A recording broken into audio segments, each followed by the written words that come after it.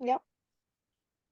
Okay, so we're gonna just have some fun going over some of the highlights. I apologize for the time change again, but here we go, having fun. So I'm Jen Walker. You go next, Natalie. I'm Natalie Russell. And Julia, are you busy? You gonna show your cute face? This is my sister.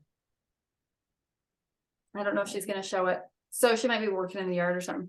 Okay, so what were some of the things? Like, I just wanted this to be kind of an open section because I have the book. I can kind of go front to back, but we can do it in different ways. So Natalie, do you want to bring up something specific, or should we just would you how do There you was an aha moment that I thought was kind of cool when she was talking about being triggered and starting to feel anger.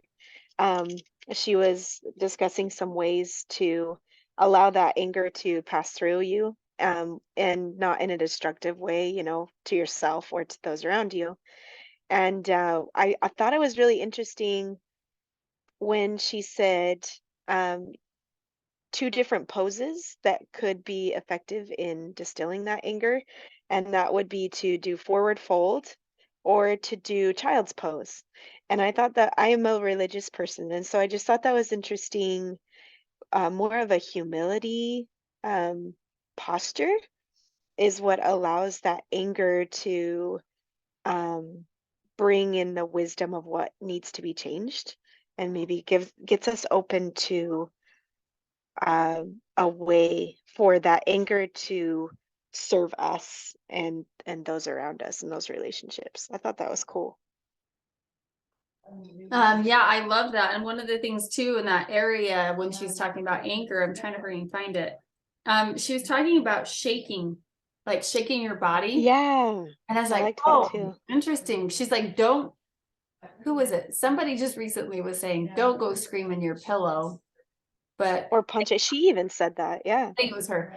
I think she said, don't go scream in your pillow or hit the pillow, like shake your body and allow that emotion to come through.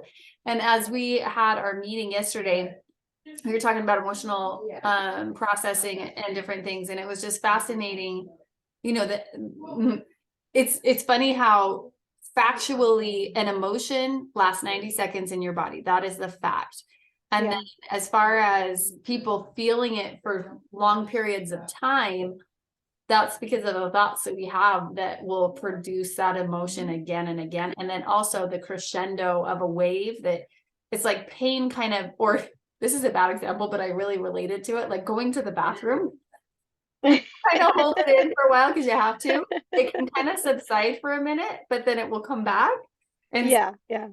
I mean, we're not going to just process anger one time forever and then you never have to process it again by any means. But just the hopefully we're like actually gaining the wisdom from it. I think that Right. it's a huge missing piece, even in this book, is gaining the wisdom from it because they are a gift to us. Red and blue. It was red and blue. Well, there There's a must be blue one. another one. Did you leave one? It's over here. Sorry. Okay, so Yeah. So I thought it was interesting that a lot of this I had an experience just on Thursday. I picked up my parents from the airport and I had, madly rushed to try to clean as much as I could. But I also had some expectations that I spelled out very clearly to the kids of what I wanted them to do. And I came home and they had done none of it and they were on their electronics and oh, I felt some anger. yes. And so it's just like, okay, this is an opportunity right here. Well, and it's interesting to see how much of things as parents we have our children do for our own comfort levels. But at the Hmm. same time, there is that principle that, hey, I do want my kids to learn these things.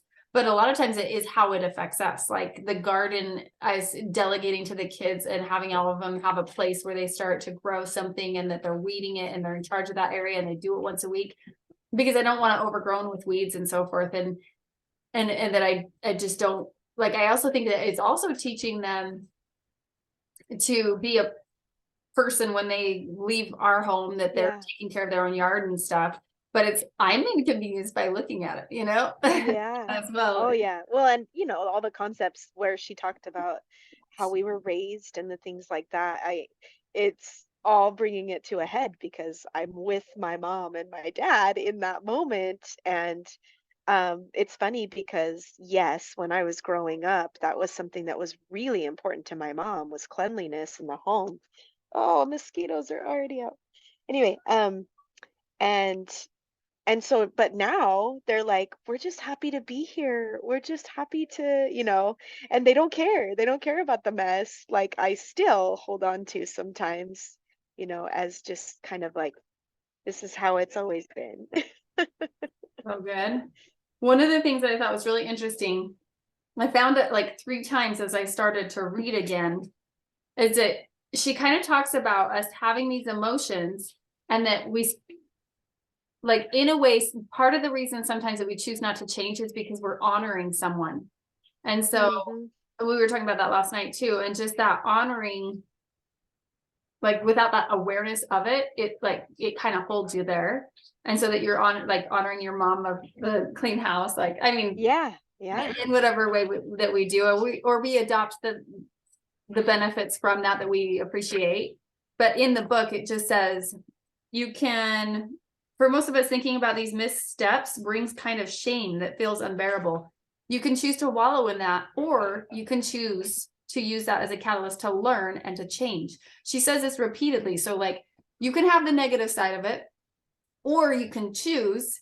And so that power of choice, like she just keeps bringing that up, choose to learn and change. And nobody really wants to change, but that is a process that, like, if we can, it's easy to get in the victim mode and be like, it's happening to oh me, yeah, it's happening to me. But truly, we're making choices. We have the ability to learn and change. yeah.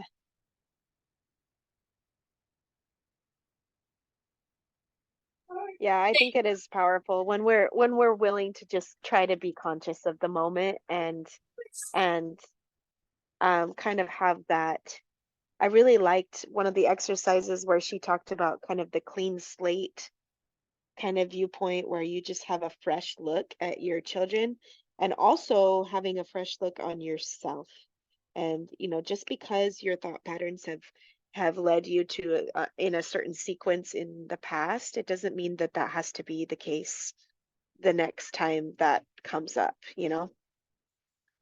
Yeah, that's really relevant. And the other thing that I really like too, with all the dream weaving we do with people with their goals and different things like that, she talks about on this page 4, modeling in every moment, modeling what we want for our kids, but also she has all these questions to go through, like, what do you want for your kids?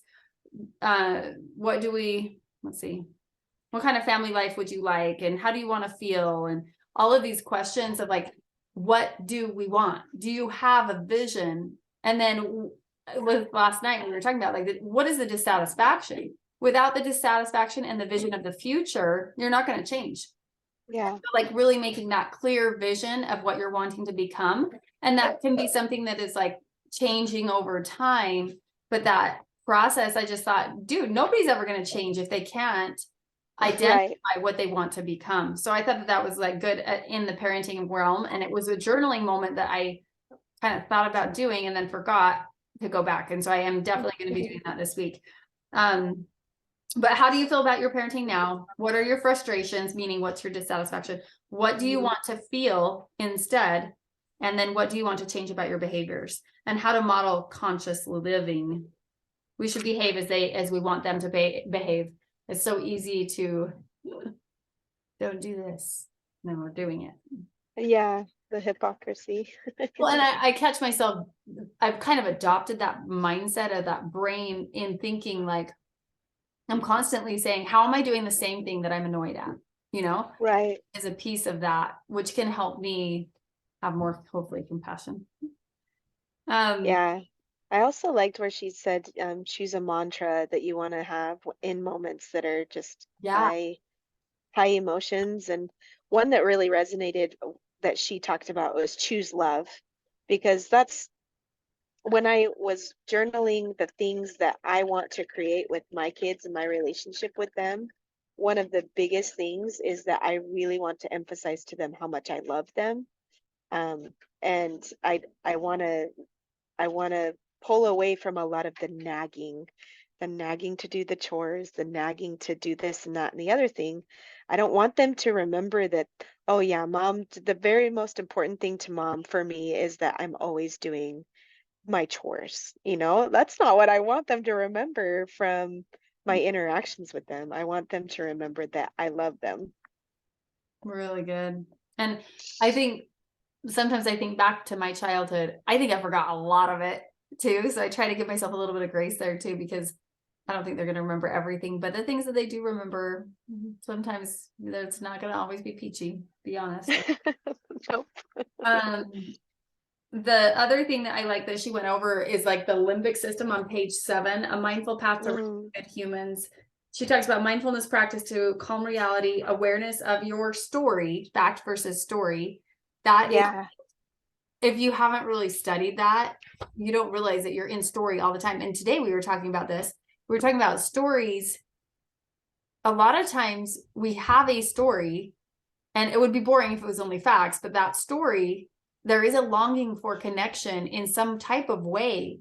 And that emotion gives you that gift to be able to have that connection. So that's kind of a really cool concept. It's kind of deep. That is cool. So the other one was self care, taking care of difficult feelings, mindful listening, speaking skillfully, mindful problem solving, supporting a peaceful home. And then she references it again. You can choose to wallow in it, or you can choose to learn from it. Mm, And the inner work is vital. And I think that that's the truth. I had a moment, and not in any way to put somebody down, but my kid, we had a situation and they said, Mom, you've done the work. And that was like one of the biggest compliments that I've never talked about. And they're the ones who said it. And I thought, cool. I tried and I'm not there, but They see it. they They saw see that that. you're And I was consciously like, trying. interesting. Yeah. That's fun. They see more than I think they know. Yeah. And that's only through coaching. I have that blessing. Okay. So it's so easy to like, this is what I feel like I have to be more conscious and aware of, and I'm not good at, of like seeing how to solve problems without resorting to threats that everybody needs to get met, including yours, is what it said. Yeah.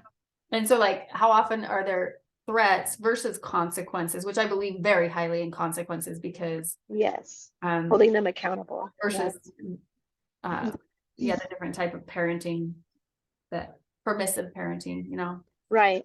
Yeah.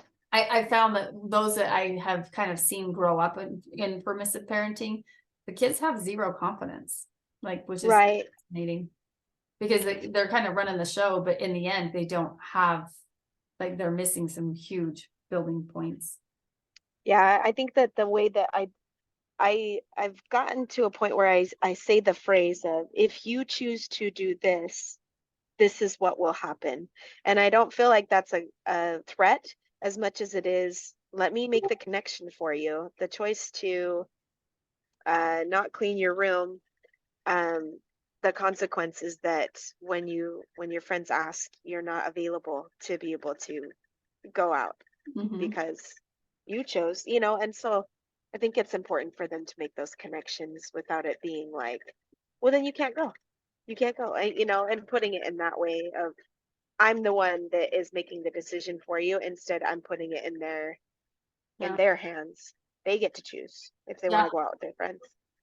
Last night they had an example. Cherry, Amber's mom, was like talking about memories of her mom, and she was talking to her brother, and the brother's like, Mom never said no to me, ever. And Amber's mom was like, what?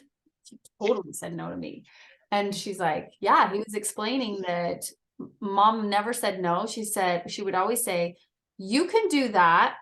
This could be the consequence of that action. But she didn't tell him not to do it, because if she told him not to, then he'd do the opposite. And so that's what you're saying, is like teaching that there are consequences to whatever. So it's kind of cool. And I've kind of gotten to chapter 1, like I kind of started sharing notes that way. And keeping your cool, I just like that top quote, you can't stop the waves, meaning you're human, you're going to feel these emotions, but you can learn, which she uses the word learn, to surf. And I didn't I get, actually shared that on my post, like, yeah. yesterday, because I loved it so much. Yeah, it was really good. I also thought this has been a concept, like it's just so cool to see these universal truths. There was like, we all have the innate propensity to be aware of things that could threaten us, and that's called a negativity bias, and it's from the lower brain and from the limbic system. However, today the negativity bias can undermine your connection to your child or any type of relationship. So like by default or by negativity bias, the relationships that we crave or desire, or that we find peace in or desire for that connection, will not happen without intention. Like if we just go by default, Right. and it takes self-discipline, to do these things. It's interesting. Yeah. What do you need, hon? I saw a mosquito. I know, I did too. Sounds No like good. birds. It has been cold, and so it's been cold enough that we haven't seen any mosquitoes, but they're starting to come. So rude.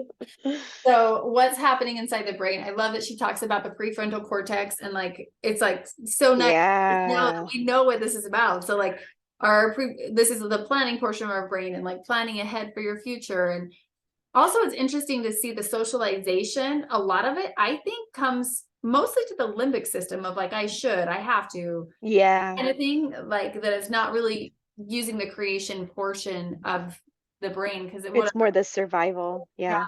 yeah. And I liked where she said that as we do more meditation, as we're more conscious of moments of heightened emotion, she said that the limbic system, like the amygdala, will actually shrink, Yeah. and that those connections from our limbic system actually becomes weaker, moving up to the higher brain, so that the higher brain can actually take control more often. I thought, ooh, that is good stuff. As you And do it the work, kind of makes you me allow sad that that higher we don't brain. do that more with our kids too, that we don't really do a meditation, because their brains are like overran by their limbic system until they're like Right. 25. Yeah. Some of the other things with the prefrontal cortex, if you're thinking using your planning portion of your brain, empathy is in that area, and it is hard for me to naturally, like, I've really developed and worked on that. I'm not perfect at that, but it's easier for me to not go there with empathy. Yeah. Self-awareness, and then consciousness and control over emotions and body and rational decision making. It takes intentional practice to learn to respond differently. So habitual for us to Yeah. have these reactions instead of response. A default autopilot. Yeah, and to take personal responsibility for these, for the response and reactions that we have, because if you think about it, like if we're just acting and giving all the power to our emotions, I mean, this is the most drastic example, but killing someone, they have to Right. take responsibility for that. They had strong emotions, and their limbic system did take over, and they weren't using their prefrontal cortex, but there is a capacity that they have still got to take personal responsibility for their reaction or their responses. And so kind of a little bit heavy thinking about Yeah. rough There are choice. consequences. Yeah. Mm-hmm. Sometimes it's just a worse relationship.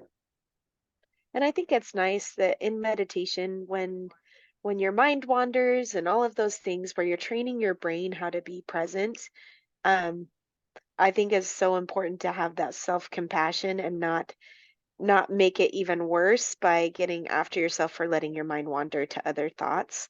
And I think that's where sometimes I used to, and I still kind of do, get after myself. Oh, you just can't focus on one thing. You just can't be present, and that doesn't serve us at all, to go to the place of shame or blaming. And so I like that, you know, we are human, and that's what Jim kept saying too at the conference. We are human. This is Yeah. this is what we are naturally going to do, and it's just if we're willing, and if we're willing to try to get that conscious brain in the forefront. Yeah. So that reference point to what you were just saying with the brain and the meditation is on page 17.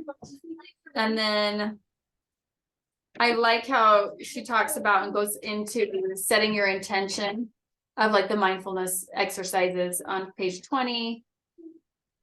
starting to strengthen your non-reactive muscle on page 21. What I like from that was choosing a regular time each day. I think it's easy to just like say you're going to do something, but you're not ever going to create a habit without an intention. And a habit is a time and a place. So, Right. so incorporating those two things. So I like her going through that. Let's see if there's any. I loved on page 26 being open to the moment and to change. Children are quite literally never. Yeah. Twice you already talked about this. Always and never. That's so easy. Like if you hear it, Absolutes. you'll hear Yeah. you'll hear your kids do that, and then when you're in the heightened sense of awareness too, like I catch myself saying, "You never do this," or "You always do." Uh-huh. And how often do we say that? And it's easy. I heard that years ago, and it's taken years for me to actually get to a point where I don't use absolutes anymore. Like I just don't anymore because I never use them. That's funny. That's funny. I just used it. But yeah, because I love that mentality of allowing for that change to happen. So good.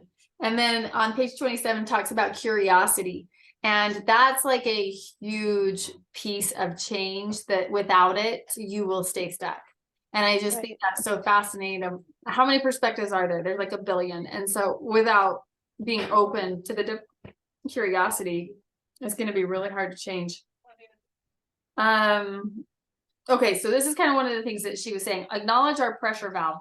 So acknowledging your own feeling with the I statement that you say, I feel frustrated or grumpy or whatever it is. I'm having the thought that, or well, you state your feeling. She's saying you're stating your feeling. And then you can say after that, I have the thought that, and then leading into the story, which was good. But it's easy for me to I don't want to be blaming you did this, I feel this. It really does need to be I feel this when this happened or something.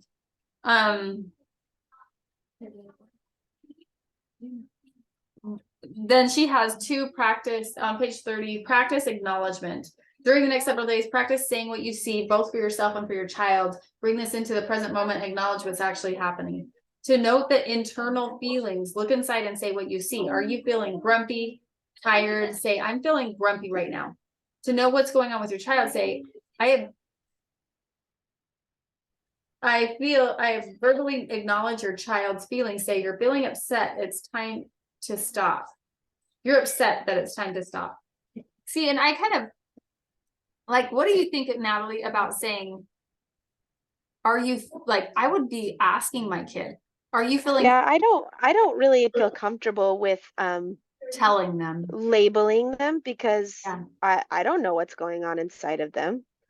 So I know that's what I've learned too. So I kind of, and I understand how that could be helpful for toddlers that don't really understand or make a connection between things that are going on internally and being able to name it, like name an emotion. But where I have older kids that have already gotten to a point where they know what emotions are, I don't feel like I feel like they're in a place where they could identify it themselves, where they are emotionally. What do you mean? Dad's wondering if it would be fun for the people who want to go bowling can go after lunch after they eat lunch. Sounds good to me. So this is the page that I would say is really cool, and I'll take a picture of this and try to put it in the group, I think, but it's page 31. Practice unhooking from the negative thoughts. So thoughts as such as I'm not good enough, I'm a terrible parent, blah, blah, blah. And then she kind of goes through these things, but in Jim Dethmer's world of like processing emotion, I feel like number one is to name the feeling. And then number two is to notice the, like, how it feels in your body. So locate it. Yeah. No, number three is locate. Number two. Oh, that's right. Okay. Notice when you are feeling tight, constricted, irritated, sad, and then notice if there's a thought behind the sensation or feeling. So like she has some of these pieces, but I feel like without, like, they're not in the right order necessarily for my preference. I don't know. I guess I should be more open to the fact that there could be more than one way, but I guess I feel like Jim's tested this out. A lot longer. Yeah. I don't know, but it's interesting. So I kind of labeled it. So name the feeling, number 1, number 2 is to notice, number 3 to locate, or like to describe would be number 2. 3, locate. 4, and like she had 2 here, which is fact versus story. So identifying the fact versus story. Uh-huh. And 4 is to breathe, and then 5 would be to find the wisdom and the emotion. But I think, like, what is she saying? She's saying teach these principles to your kids of like Mm-hmm. processing, which I think is so beautiful. So getting caught up in the negative thoughts can prevent just like teaching kids more about fact versus story. Maybe playing the games more with the kids on that of like Yeah. just Do doing. you find that your kids are resistant to efforts you have to have them locate where they feel emotion? Yeah. Now Bonnie yesterday was trying to do. She shared an example of how she was trying to do that with her kids. Mm-hmm. My perspective, and I'm not saying it's right or wrong, but I kind of feel like, hey, I want my kids to learn how, and they're going to have to take the personal responsibility to actually take the time to do it. I will do it with them. I Mm-hmm. will encourage, I will invite, but I'm not going to make them do it. Like you kind of Yeah. feel like you can't do that. Yeah. And I feel like if I were to try to push it more than they're comfortable with, that would just make them go the other way. Like mom's crazy. Just immediately dismiss the value of locating it. And so I've just found moments where there have been those emotions, and I've just kind of tried to bring some kind of awareness that they could have around it. And I get kind of reactions like, um, this is hokey, you know? Kind Well, of just I've looking kind at of me like, told there like if I'm in a teaching moment, I like tried to just recently like re-go over all of the steps. And then if I can sense that a kid is really dysregulated, and maybe even like that's just telling me right now, maybe I should be saying, hey, I sense some dysregulation. Perhaps that'd be a good idea to go take care of that. Or mm-hmm, and then if they keep like having their emotion, like she talks about this later in the book, which I don't know how I feel about it yet. And so I love other people's ideas on how it could be a good thing. But holding the kids' hands and like kind of like staying with them so they don't feel abandoned versus having them go in timeout where they feel abandoned and that forth. But yeah, like I'm like, if they're in the family area and they're disrupting other peace, I tell them, hey, you do not have to, like, you can feel angry, you can feel sad, but can you just take the sound in your room because I'm feeling yeah. frustrated. So I don't know if that's like a good thing or bad, but I feel like I really struggle if it's right in the same room sometimes. Yeah, and I feel like while some of my kids would thrive a little bit better if I just hold their hands in that moment, I think other kids thrive better in processing things on their own. And so I don't know. I kind of feel like there's some discernment that needs to happen with You're right. what would work better for each child. I think that's the key, is always listening to the Holy Ghost, right? I know, I But know. sometimes I mean, in very emotionally charged situations, it's very easy not to hear it. Like, to be honest, Right, like when there's anger, right. different things, it's easy to like disregard that because your ego comes in the way, or the natural man or whatever. Mm-hmm. It's a little difficult. But anyway, any last thoughts? We kind of got through. No, I like that. I like what we've discussed. It's been awesome. Yeah. So I will go through the journaling tomorrow or tonight and just try to kind of go through those, the first and second. Did you see that? I think I have posted those pictures in the group. Yeah, of the exercises and the Yeah. questions. Yeah. Yeah. So I'm going to go through those because I feel like that would be, I think I missed one. I'll double check. And then maybe we could just kind of make sure that we've journaled about that. Yeah, I've been putting it in my notes which exercises I'd like to implement, and so Yeah. Cool. I can kind of compare. What to practice this week. Okay, well, that was super fun, and hopefully more people can come on, and we'll do it next week on Saturday at 1. Thanks, Jen. If everybody like was saying, hey, let's really change the time to like 9 a.m. or something like that, I'd be willing to do it. But Right. there's always gonna be somebody who kind of can't come. So I don't know how. Yeah. Anyway, I know it's hard. And when you don't really get feedback on the time, then it's like, well, then we're not going to change anything. Yeah. So, Hey, you have a great day. right. Have fun Thanks. You bowling. too, Jen. See you later. Okay.